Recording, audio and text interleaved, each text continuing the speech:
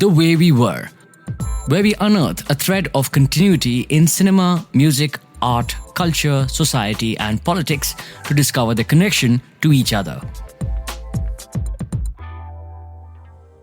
So many colliding headlines about relentless wars, famine, extreme weather events, falling bridges, and surprising election results, including in France and UK.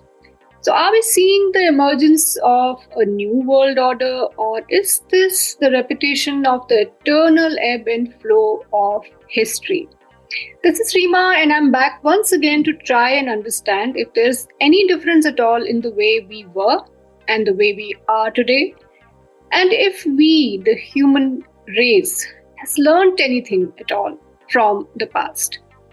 Well, a few weeks ago, I watched the 1961 Academy Award-winning film Judgement at Nuremberg on Amazon Prime, and it wasn't just about the aftermath of the Holocaust, but the reasons that kind of led us then and now to lose empathy for fellow humans and blind us to their humanity.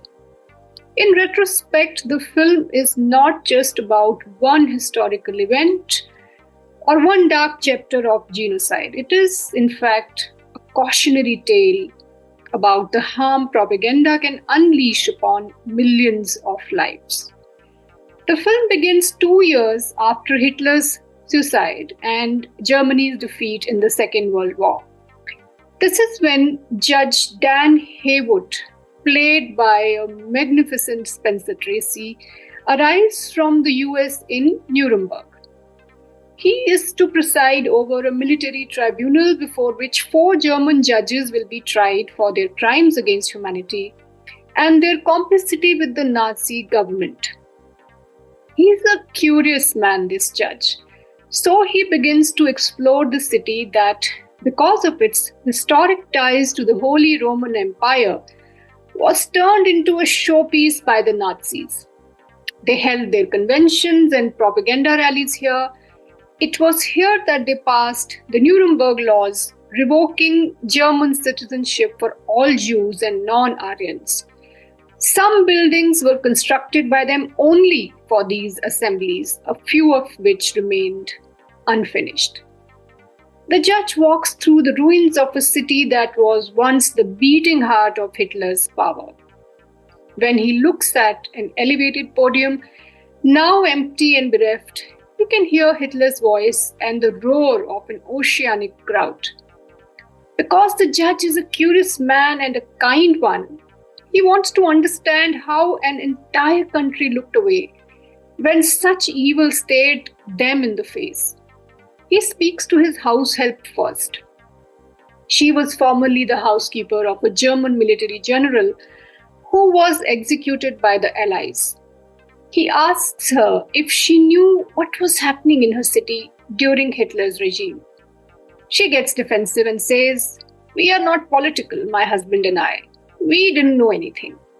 And then she bursts out, "I wouldn't say that Hitler did nothing good. He gave jobs, among other things. And as for the other things you're talking about, we do not know." Her husband chimes in, "And even if we knew, what could we have done?"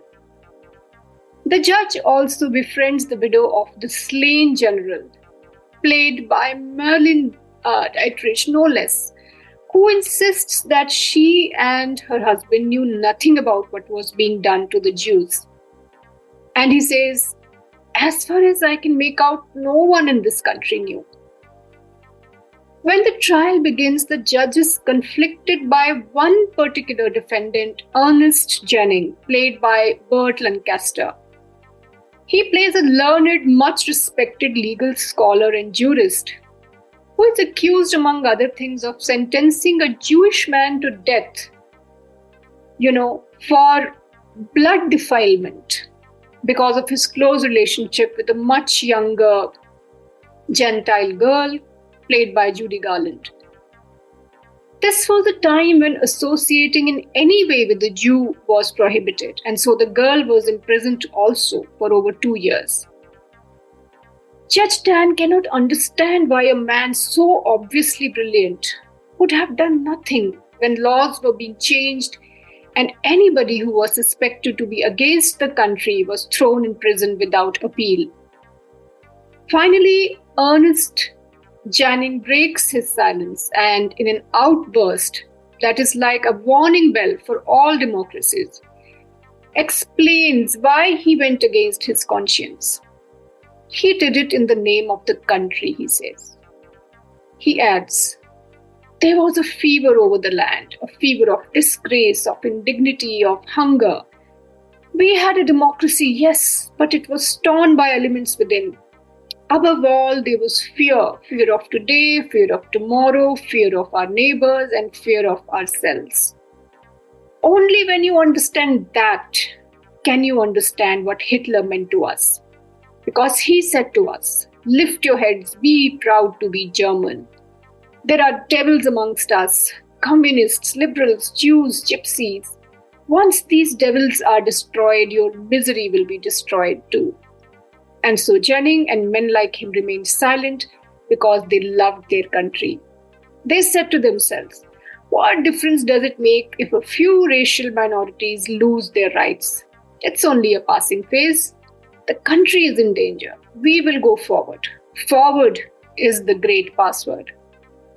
And then Janning adds, and then one day we looked around and found that we were in an even more terrible danger.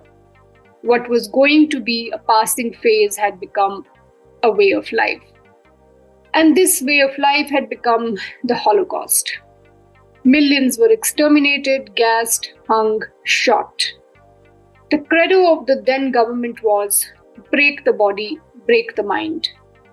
When the trial concludes, Janning tells Judge Haywood, those people, those millions of people, I never knew it would come to that. You must believe it. And Judge Dan Haywood responds, it came to that the first time you sentenced a man to death who was innocent. The film you see is not just about Germany or what Hitler managed to do to the minds of the Germans, but about how easy it is to turn a nation deaf and blind in the name of nationalism. It also calls out America for its hunger for global dominance, its weak moral compass. It calls out the entire Western world for standing by and letting Hitler let loose the horrors of the Third Reich on millions. The film is directed by Stanley Kramer and written by the brilliant Abby Mon, who, while receiving the Academy Award for his screenplay, said, a writer worth his salt at all has an obligation not only to entertain but to comment on the world in which he lives. As you can see, his commentary on our world has outlived him. The Way We Were, where we revisit the past to understand how the ebb and flow of popular culture shapes the way we are. Only on The Podcaster.